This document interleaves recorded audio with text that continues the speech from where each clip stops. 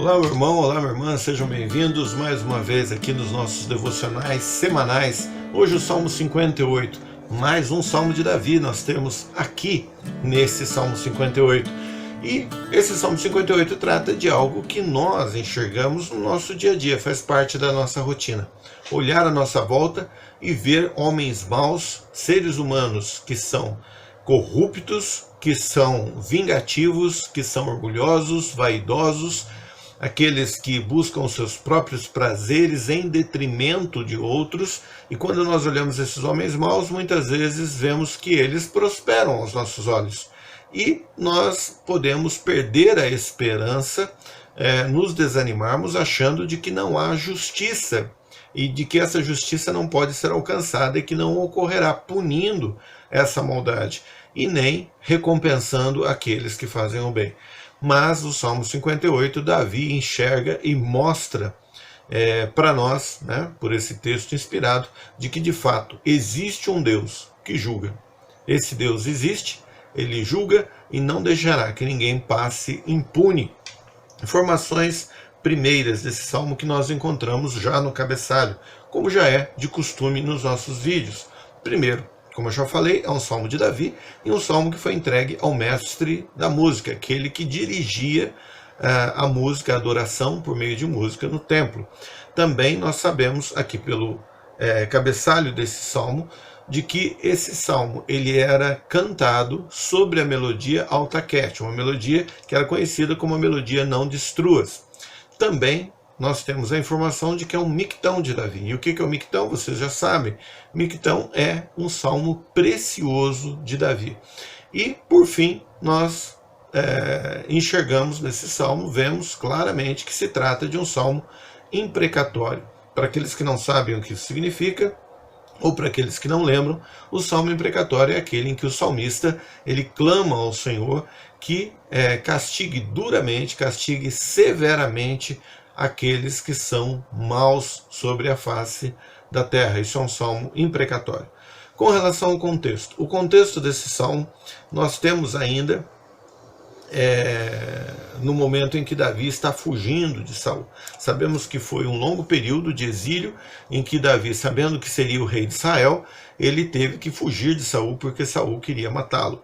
Saul foi o primeiro rei de Israel, mas se mostrou um rei muito orgulhoso, muito vaidoso, um rei que buscava a sua própria vontade, aquilo que ele queria fazer, desobedecia a Deus, e nessa desobediência ele acabou levando o povo de Israel à ruína. Ele acabou trazendo degradação espiritual ao povo de Israel e, consequentemente, uma degradação político-administrativa também. Saul não queria reconhecer Davi como rei, não queria fazer a vontade do Senhor, e por isso acabou sendo destruído, punido, castigado pelo próprio Deus, e teve o seu reinado, então, encerrado por Deus.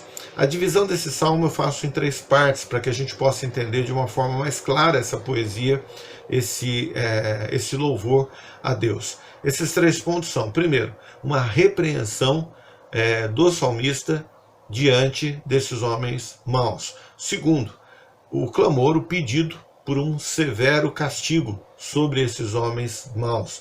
E terceiro, uma certeza da justiça de Deus, de que Deus vingaria, de que Deus executaria o seu julgamento, o seu juízo e castigaria os maus. Vamos ao primeiro ponto, é a repreensão, e essa repreensão você pode enxergar do versículo 1 ao versículo 5, e faço a leitura então desse texto. Acaso falais vós, deveras, ó congregação, a justiça? Julgais retamente, ó filhos dos homens. Antes no coração forjais iniquidades. Sobre a terra pesais a violência das vossas mãos. Alienam-se os ímpios desde a madre. Andam errados desde que nasceram, falando mentiras. O seu veneno é semelhante ao veneno da serpente. São como a víbora surda que tapa os ouvidos, para não ouvir a voz dos encantadores, do encantador sábio em encantamentos. Quando nós olhamos para essa repreensão de Davi, a gente vê logo no versículo 1 ele questionando então a nação por meio dos seus líderes, indagando se realmente eles estavam falando o que é justo, falando a justiça. E lógico que é uma pergunta retórica, porque eles não estavam falando a justiça de Deus. E no versículo 2 ele deixa claro essa resposta, né? Que na realidade, não, eles não falavam essa justiça. Por quê? Porque eles estavam sendo parciais em suas decisões, favorecendo uns em detrimento de outros. Eles eram omissos em falar a verdade, em falar o que deveria ser dito, ou repreender quem deveria ser repreendido, porque eles queriam ser agradáveis e obter os favores uns dos outros e os favores do rei Saul. Com base no que nós afirmamos isso? Com base na história de Israel. Então, você olhando o contexto lá em Samuel, você vai encontrar então a situação em que a nação de Israel se encontrava nesse momento. Versículo 3 diz ainda que isso ocorria, essa maldade, esse pecado, porque eles eram entregues então à sua natureza caída desde o início, desde o começo, desde o seu nascimento. Desde lá, então, os pecados os acompanhavam ao longo de toda a sua vida. No versículo 4 e 5, o Davi faz uma analogia interessante, né, mostrando esses homens, ou apresentando esses homens como se fossem serpentes que carregam o seu veneno para que sejam lançados contra as pessoas que estão à sua volta, e serpentes que tapam os ouvidos. Nós sabemos que as serpentes não têm ouvidos, né? Mas elas têm alguns ossos sensoriais que conseguem detectar então movimentos e sons. Mas enfim, a ideia aqui, como é uma poesia, é a serpente tapando o ouvido, ou seja, ela se recusa a ouvir encantamentos, ou seja, orientações sábias. Alguém que tapa o seu ouvido e não quer ouvir ninguém, quer fazer a sua própria vontade, seguir o seu próprio caminho. Segundo ponto, um pedido então de Davi sobre essas pessoas, né, um pedido para Deus de que venha um castigo severo sobre essas pessoas más. Faço a leitura do versículo 6 ao versículo 9. Ó Deus, quebra-lhes os dentes nas suas bocas. Arranca, Senhor, os queixais aos filhos dos leões. Escorram como água que correm constantemente. Quando ele armar as suas flechas, fiquem feitas em pedaços. Como a lesma se derrete, assim se vá cada um deles, como o aborto de uma mulher que nunca viu o sol.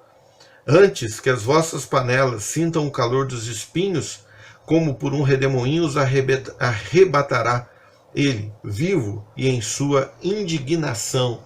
Quando a gente olha aqui, Davi é duro ao clamar o castigo sobre essas pessoas. Ele diz: arranca-lhe os dentes, quebra-lhe os dentes, arranca-lhe as presas.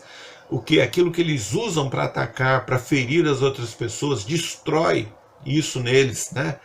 O que eles usam como instrumento. No versículo 7, ele diz que sejam desfeitos, então, eles, que se derretam, que eles não existam mais, assim como a água que se esvai, que escorre continuamente, se acaba, que eles, se fossem usar as armas deles, que essas armas fossem destruídas por Deus, né? Dura repreensão. Versículo 9, quando acharem que estão preparando então os seus alimentos com as suas panelas, antes mesmo que a lenha, esses espinhos são espinhos secos usados para fazer a fogueira ali, antes que a lenha esquente a panela, o fogo dessa lenha esquente a panela, eles serão arrebatados, arrancados da terra pelo Senhor, para que seja executado sobre eles o juízo.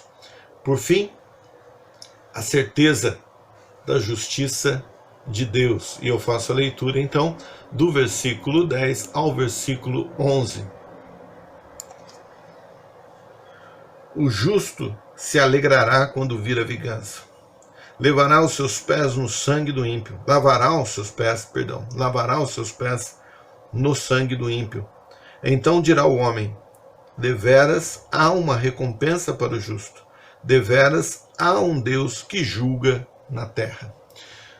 O salmista, então, após repreender os homens maus, após clamar por castigo sobre eles, ao final ele afirma certeza aonde está alicerçada a sua esperança.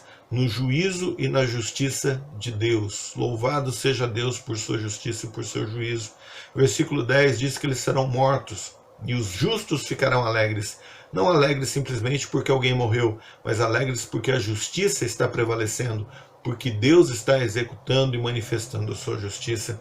Versículo 11 diz que essa vitória não é o que trará felicidade em si, né? Mas a manifestação da justiça de Deus, como eu acabei de dizer do versículo 10, mediante o seu juízo. E quando isso ocorrer, então a humanidade, o homem, o ser humano, dirá: de fato existe uma recompensa para o justo. De fato existe um Deus que julga a terra. Então Deus vai enchendo o seu cálice dentro da sua longanimidade, mesmo diante de toda a maldade que existe nesse mundo.